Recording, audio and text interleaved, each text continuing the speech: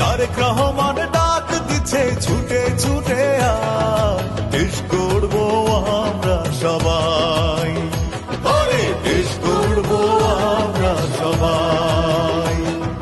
ফ্যাসিবাদের দখল হতে দেশ বাঁচাতে পথে পথে ছুটে ছুটে দেশ গড়বো আমরা সবাই, দেশ গড়বো আমরা সবাই।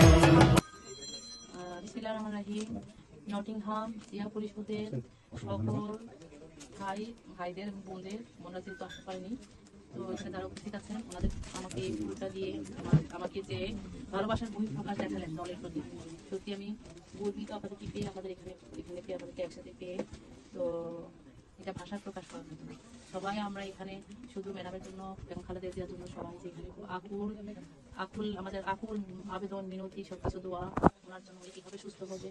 যদি সবাই এক একজন ডক্টর হতেন মনে হয় ওনার চিকিৎসা করে ওনাকে সুস্থ করে ফেলতেন দু একদিনের মধ্যে, কিন্তু আমরা তো কেউ ডক্টর না, তো আমরা তো আসলে তো কিছুই করতে পারি না। সবাইকে অসংখ্য ধন্যবাদ। আমরা এইভাবেই দোয়া করে যাবেন, ম্যাডাম ইনশাল্লাহ সুস্থ হয়ে যাবে। আমাদের সবার দোয়ার বরকত সারা বাংলাদেশ ওনার জন্য দোয়া করছেন, মসজিদে মাদ্রাসায় ঘরে যে যেখানেই আছে, পথে ঘাটে রাস্তায় গাড়িতে বসে শুধু বেগম জিয়া উনি অসুস্থ হলে ভালো হবেন। তো ভাইরা সবাই এইভাবেই সবসময় আপনারা ঐক্যবদ্ধ থেকে বাংলাদেশ জাতীয়তাবাদী বিএনপি দলটাকে আপনারা এগিয়ে নিয়ে যাবেন, সম্মানের সহিত সবসময় ভালোবাসা দিয়ে মানুষকে আগলে রাখবেন। কোনো সন্ত্রাস নয়, কোনো মারামারি নয়, কোনো কাটাকাটি নয়, এভাবেই ভালোবাসা দিয়ে আপনারা আমাদের দলটাকে সারা বিশ্বে জাগ্রত করে রাখবেন। এটাই বাংলাদেশ জাতীয়তাবাদী দল জিন্দাবাদ, বাংলাদেশ জিন্দাবাদ। বন্ধুরা, আজকে নটিংহাম জিয়া পরিষদের উদ্যোগে চায়ের আড্ডায় সবাইকে সম্মানিত সদস্য যারা আমার সহকর্মী আছেন সবাইকে সাদর সম্রাধন।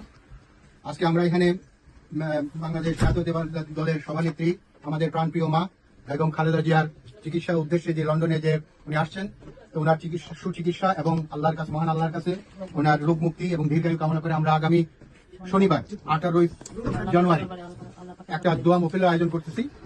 তো এই ব্যাপারে আমাদের আজকে সিদ্ধান্ত গ্রহণ করা হয়েছে, সবার সম্মতিক্রমে সিদ্ধান্ত গৃহীত হয়েছে যে আমরা 18 তারিখে এই দোয়া মহফিল প্রোগ্রামটা করতেছি। তো সবাইকে এই প্রোগ্রামে আমন্ত্রিত, আশা করি সবাই উপস্থিত থাকবে। ধন্যবাদ সবাইকে।